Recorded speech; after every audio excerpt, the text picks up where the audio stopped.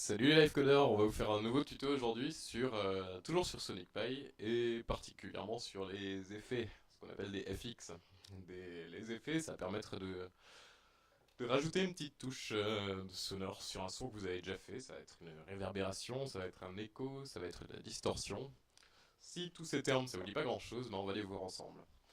Et comme la dernière fois, je vais vous faire un exemple un peu détaillé avec des utilisations concrètes de ces effets. Alors commençons par écrire un petit peu de code.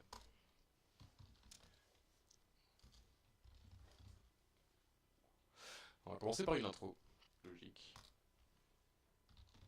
Et on va utiliser une nouvelle commande qui s'appelle withfx. Et quand je tape withfx et que j'appuie sur espace, on a une liste déroulante de tous les effets que SonicPy propose. Alors, comme toujours avec les listes de SonicPy, il y a beaucoup de choses dedans, on ne va pas tout voir aujourd'hui. Il y en a qui sont simples d'utilisation, il y en a qui nécessitent quand même un peu de recherche et un peu de documentation avant de s'en servir correctement. On va aujourd'hui utiliser les plus basiques. Donc on va commencer avec peut-être un des pas tout à fait basiques pour le coup, une réverbération.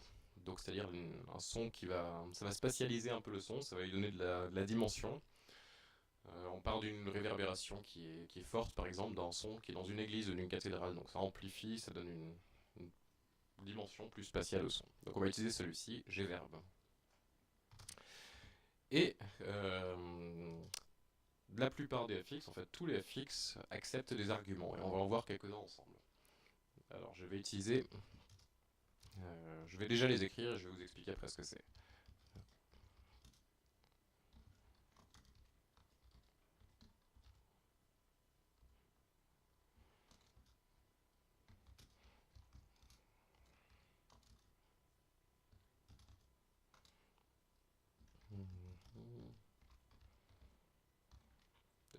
Et on va l'appliquer à un sample qui est un son de grosse caisse.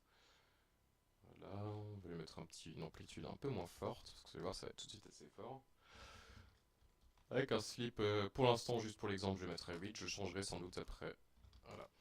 Alors, comme les live loops, c'est tout ce qu'on a vu pour l'instant, comme les live loops, il faut mettre un do à la fin du FX, et on termine avec un end en plus. Donc là, on commence à avoir deux ends, le premier étant du live loop, le deuxième étant du FX. Alors, je vais vous expliquer un petit peu les arguments que ce gverb y prend. Alors, le plus important pour gverb, c'est celui-ci, c'est room. Room, il exprime la taille de la pièce en mètres carrés. Donc, si j'écris room 200, c'est qu'il va simuler une pièce de 200 mètres carrés. Damp, il est un peu particulier. Damp permet, comment dire, c'est le temps que la réverbération va résonner en fait. Enfin, oui, c'est le temps que la réverbération va résonner. Sur une valeur faible, ça va résonner beaucoup. Sur une valeur élevée, ça va être adouci. Donc on va mettre 0,1 pour essayer, pour commencer. Ensuite, qu'est-ce qu'on va mettre? Alors oui, qu'est-ce qu'on a d'autre? Le ref level, c'est le niveau de réflexion du son sur les murs de la pièce.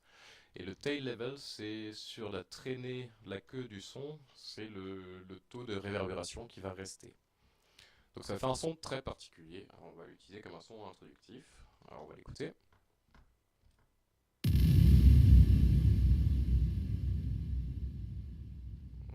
Ok, je vais un petit peu changer d'autres valeurs pour que vous voyez à quel point ça peut varier en changeant les valeurs des arguments.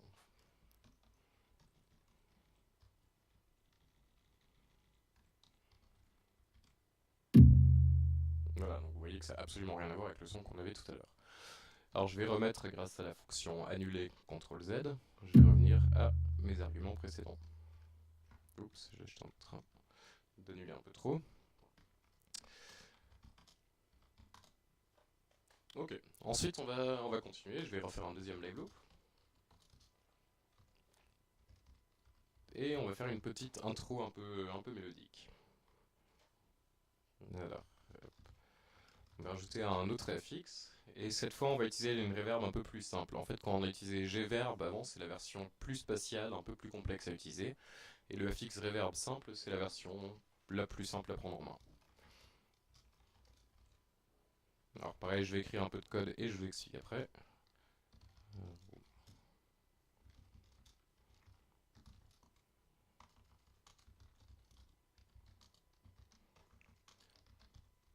Alors, on va utiliser play pattern time qu'on a vu dans le précédent tutoriel, qui permet donc de lire une suite de notes avec les valeurs de soupir, de pause directement dans une liste.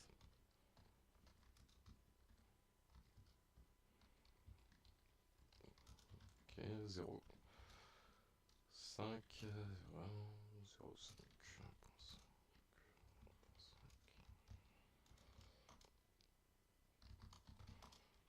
Ok, alors première chose, je vais mettre un stop sur le premier, afin qu'il ne se lise pas quand je le mets en route. Et on va vous expliquer un petit peu la reverb. Donc la reverb, j'utilise un premier paramètre qu'on peut utiliser absolument pour tous les FX, qui est mix. Un mix à 0 signifie que le FX ne sera absolument pas appliqué au son. Un mix de 1 signifie que le son serait entièrement filtré et modifié par l'effet qu'on a choisi. Donc là je l'ai mis à 0,6, donc il y a 60% du son qui est mixé et 40% du son qui est neutre, enfin qui est d'origine. Room, alors on retrouve le même argument que pour le G-verb, sauf que là il va de 0 à 1 seulement. Donc on peut utiliser 0 pour une pièce qui n'est. Enfin, aucun effet de reverb, et 1 pour une pièce avec beaucoup de reverb. Damp, il est presque comme le G-verb, il est un petit peu différent, à savoir que il va surtout filtrer les hautes fréquences. Alors je vais vous mettre en route et vous en entendre des différences. Mais en gros, un damp de 0.0 ou 0, il fera que les hautes fréquences vont un petit peu sonner métalliques. Et si on a un damp de 1, elles vont être adoucies, on ne peut pas les entendre particulièrement plus que les autres fréquences. Ensuite, on retrouve Use Synth, qu'on avait déjà utilisé, donc qui permet de déterminer dans le live loop quel synthé on va utiliser. Et le Play Pattern Time, où j'ai rajouté à la fin un argument d'amplitude. Ok, bah c'est parti.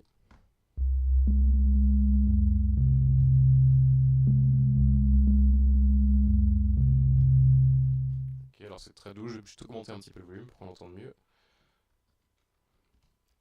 Et cette fois, je vais mettre le damp à 0 pour qu'on voit la différence.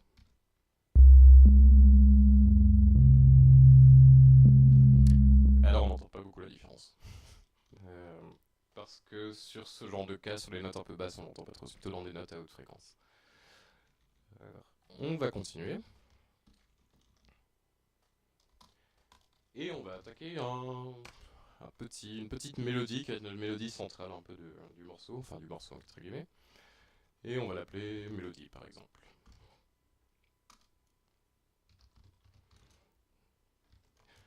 Alors je vais remettre une reverb. Et vous allez voir qu'on peut enchaîner plusieurs effets dans un même live loop.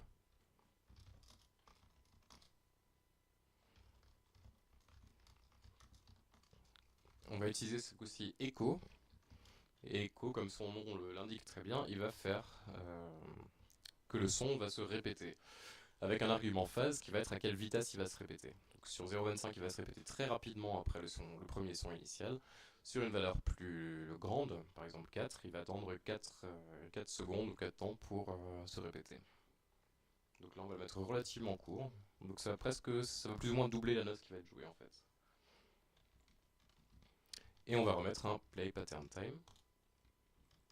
Ah, j'ai oublié de préciser quel synthé on a utilisé.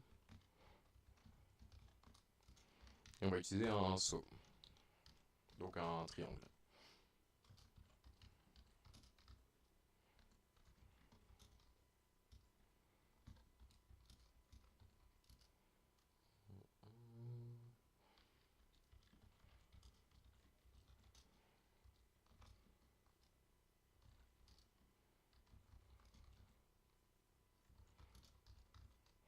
Alors je vais rajouter un nouvel argument qu'on n'avait pas encore vu sur le play pattern time, qui est pitch.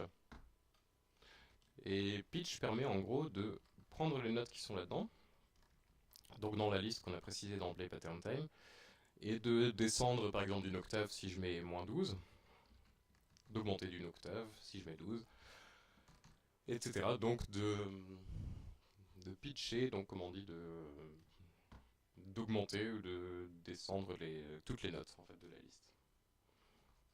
Donc je vais mettre pour l'instant à 0 et je vais mettre amp, un petit amp. Allez, 0, 1. Je vais rajouter encore une petite pause derrière la liste. Okay. Donc on a un premier effet qui est reverb, le deuxième qui est un écho, et les deux vont se faire en même temps. Allez, j'ai mis mon stop, c'est parti. C'est pas parti. Parce que j'ai fait une faute de syntaxe, j'ai oublié de mettre live loop, j'ai écrit live à la place.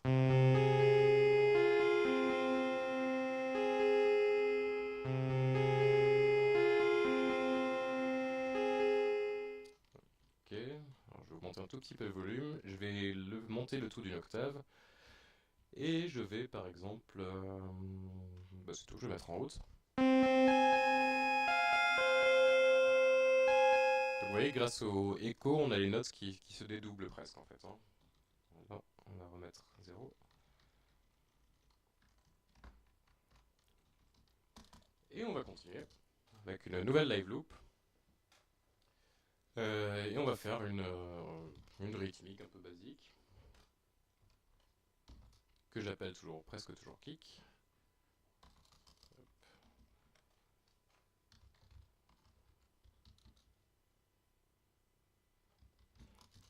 Et pareil, on va avoir un nouvel effet qui est le level.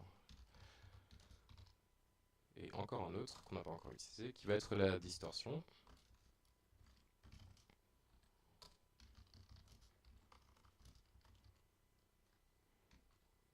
Avec une 808.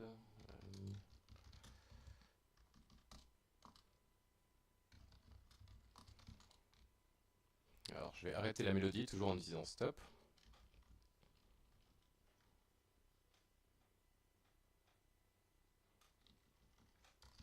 Alors ne pas utiliser les do derrière les fx et de rajouter les end qui vont bien après. Alors qu'est-ce qu'on a là? On a donc un fx level. Level, ça permet pour toute la boucle de déterminer le niveau sonore auquel il va jouer. Donc là je l'ai mis à 2, donc je l'ai amplifié. Ensuite j'ai rajouté un autre fx qui est une distorsion. Okay. La distorsion ne concerne que le premier sample, à savoir le BD 808. Donc vous voyez que le end, ce end là qui va avec ce do là, il s'arrête ici. Donc en fait la distorsion ne concerne que cette partie là. Et ensuite il joue le deuxième sample normalement. Ok, alors c'est parti.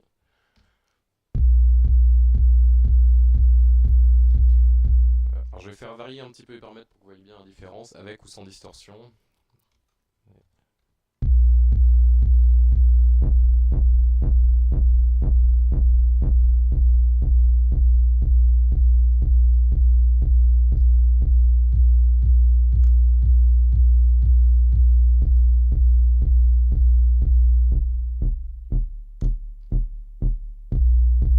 Voilà, donc en utilisant à la fois un 808 qui est saturé et un boom normal, on a un spectre de basse qui est assez rempli et ça fait en gros un kick qui est rond et qui sonne bien.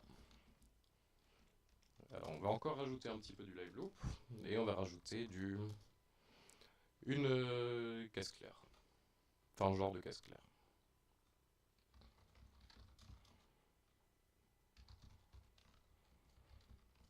On va prendre un écho, un FX qu'on a déjà vu, qui est le écho, avec une phase très courte, assez courte. Et on va voir un des FX peut-être les plus utilisés, en tout cas une des commandes les plus utilisées, qui est le HPF. HPF, ça signifie High Pass Filter, ce que je vous ai mis là. Donc ça va en fait filtrer qu'une seule partie des fréquences. Donc ça va de 0 à 130. Donc là ce que je vais dire c'est toutes les fréquences qui sont en dessous de 125, je vais les couper. Donc on va que garder la partie la plus aiguë du son. Et on va appliquer ça à un sample.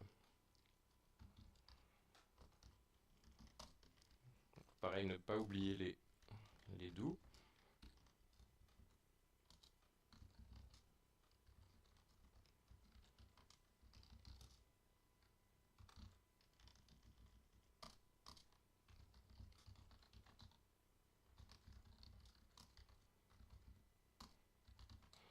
Et de ne pas oublier de mettre les ends qui correspondent aux doux du début. Donc là on a 3 doux, donc on doit avoir 3 ends à la fin. Alors pareil, je vais couper le kick. Et on va juste écouter la caisse claire.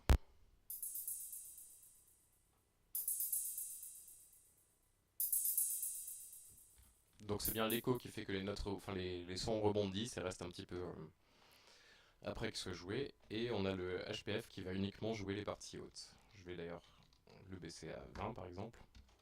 Vous voyez, donc là on a les sons plus graves aussi qui restent.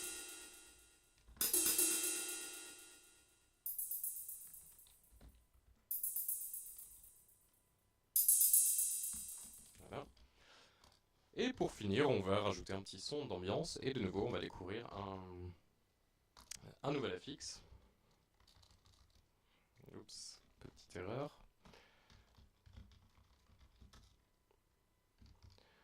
Le slicer. Le slicer, c'est très bien pour découper des sons.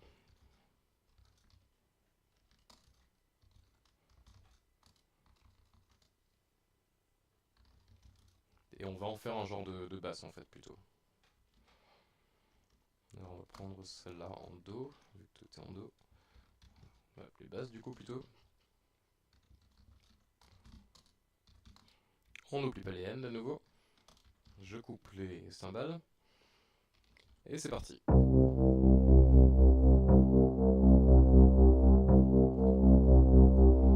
Donc en fait alors je vais couper le FX pour que vous l'entendiez sans l'effet.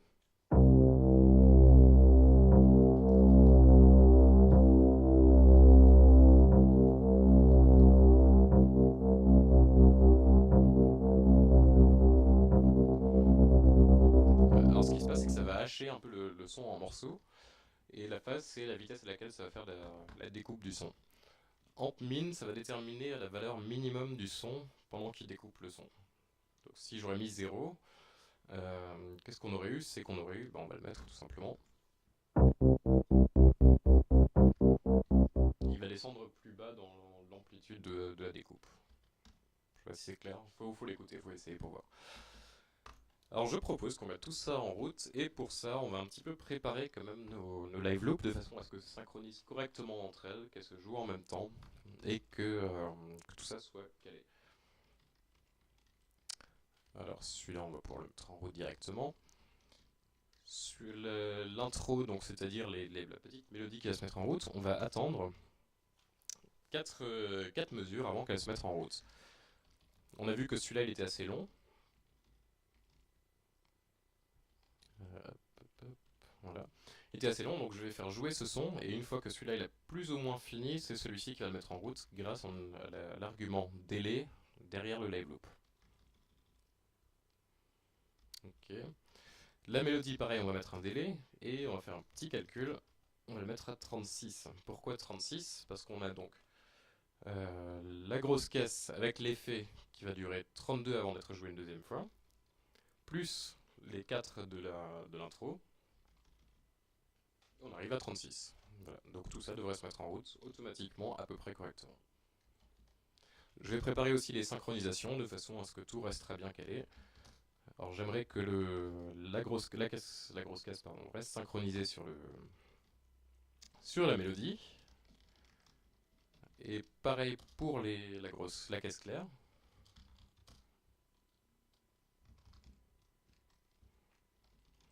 Et en fait on va tout synchroniser sur la grosse caisse. Alors pareil, c'est l'argument 5 n'est pas obligatoire, c'est juste que là j'ai envie que ça tourne tout seul sans trop m'en préoccuper, sans avoir à synchroniser manuellement. Ben, je propose un petit test. Alors comme tout devrait se mettre en route en suivant les bons timings, les bons moments pour jouer, on peut directement faire jouer les trois en même temps. Oups, je suis descendu un peu bas. On va couper la basse aussi.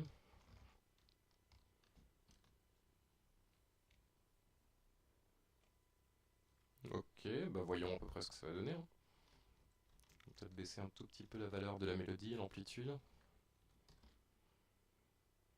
Et pour le reste, je pense que ça va être pas mal.